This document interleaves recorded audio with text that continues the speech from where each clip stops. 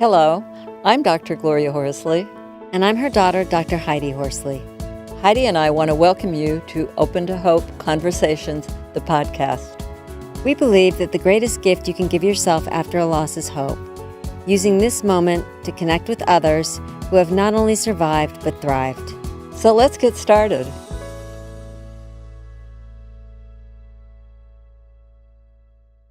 Welcome to the Open to Hope show. I'm your host, Dr. Gloria Horsley, with my daughter and co-host, Dr. Heidi Horsley.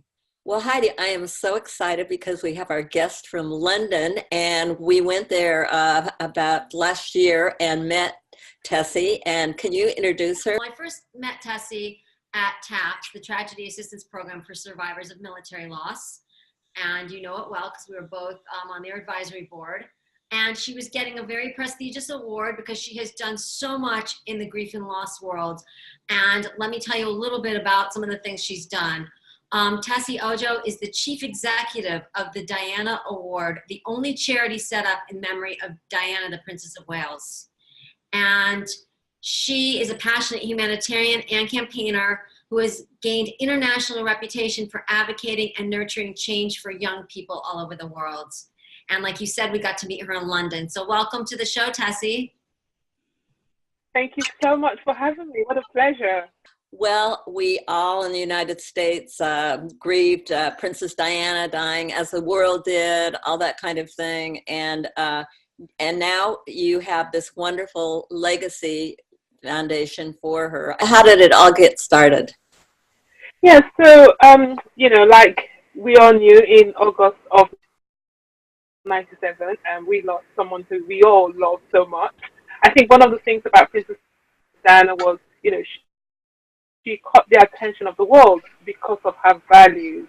It wasn't just because she was a princess, but it was how she used the crown in some way to shine a spotlight on various issues that affect people. She set the tone for a lot of the things that we are still tackling in today's world. Things, if you think about HIV, where there was still a huge taboo, she caught the attention of the entire world, not because of the crown that she wore, but because of the values that she had, the values of compassion, empathy, and of service to everyone, irrespective of who they were. I know she was involved with landmines at one time, and we actually have a friend, right, Heidi, who was involved with her. Jerry White was on our show, and he wrote a book with her, and it was called I Cannot Be Broken.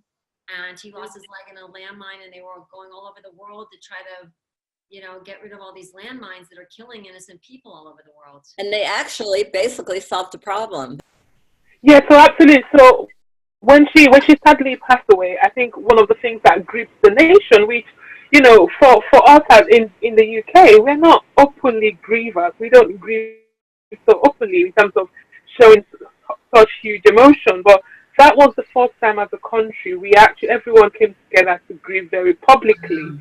And out of that grief, the government realized actually there was something special about this person, something beyond just the crown that she wore. There was something that made her the people's princess, and therefore the government made a commitment to set up, to in some way try and capture her values.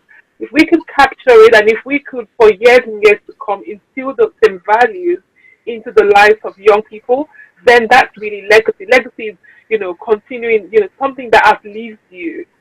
And so the government made a commitment at the time to set up a foundation or a charity that will firstly preserve those values, but secondly transfer those values to the lives of young people, so that forever, till perpetuity, young people, every child born would always know about her, but not only because of being a princess, but we could say I'm continuing her legacy because they continue the values that she lived by.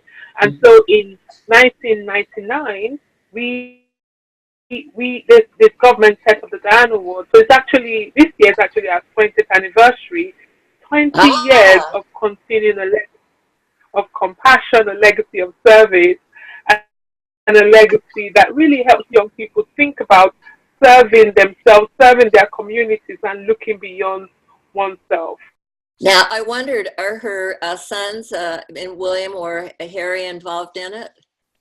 Yeah, so we're really lucky to have the support of their Royal Highnesses, who from time to time support various things that we do. And over the past few years, the Duke of Cambridge, Prince William, has been very much involved in our anti-bullying work. Where he constantly champions. You know, if I give you a very quick example, in the UK, about 19,000 young people are absent from school every year as a direct result of bullying. That's hundreds and thousands of young people who are missing out on school. And if we go back to Princess Diana, she was really around shining a spotlight on issues that were perhaps on not mainstream issues that people didn't want to talk about. So we do a lot of work around mental health and anti-bullying because a lot of young people are affected by it, and also it feels like it's a taboo to talk about being a victim. I know we're getting better as society talking about victims, but if you flip back to about 15, 20 years ago, no one wanted to ever talk about being a victim. Yet we know there are people who are suffering from who suffer with various things every day. They were young kids when their mother was killed in the automobile accident, right? And now it's 20 years and they're still being involved. How lovely. I know I read an article recently that Harry talked about that he had just started grieving for his mother not too many years ago, and that he wished that he would talked about it earlier. I thought that was kind of interesting because the whole world was talking about it. But I think that happens with tragedy, don't you, Heidi, where sometimes the world talks about it and the family doesn't, these huge events? Well, and also it was so public for them. One of the things we say to young people all the time is to never suffer in silence, you know, to break that silence and to speak out and to tell someone, because once you are able to speak out, that's half of the journey. Well, and that's why I love that Harry spoke out, because he's giving other kids permission to talk about their grief and to not keep it in, and that it's normal and okay to talk about it and to grieve and to be sad and to tell people.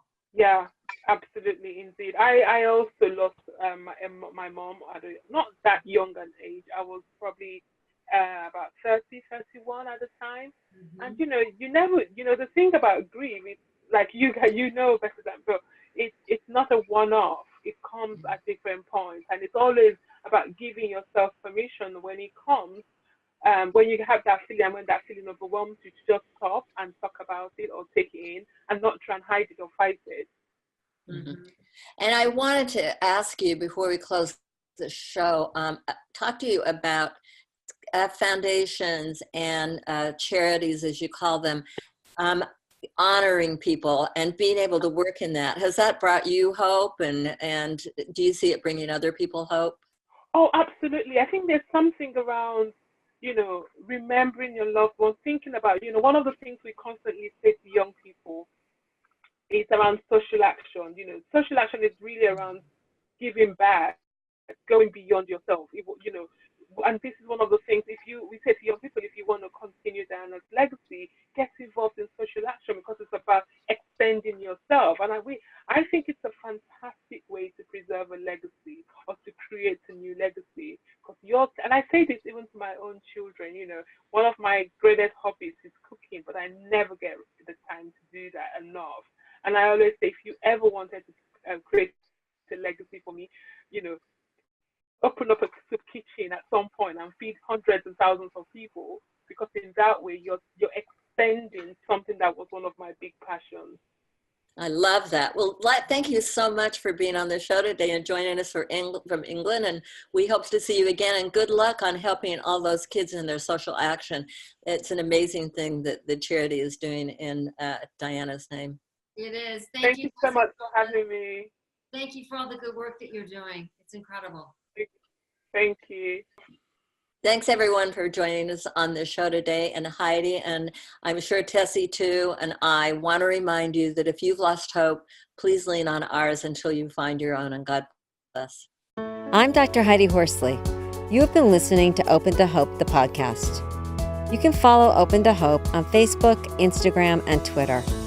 To learn more, visit us at opentohope.com and go to Apple Podcasts to subscribe. I'm Dr. Gloria Horsley. Join us again next week for another Open to Hope conversation. where we invite you to lean on our hope until you find your own.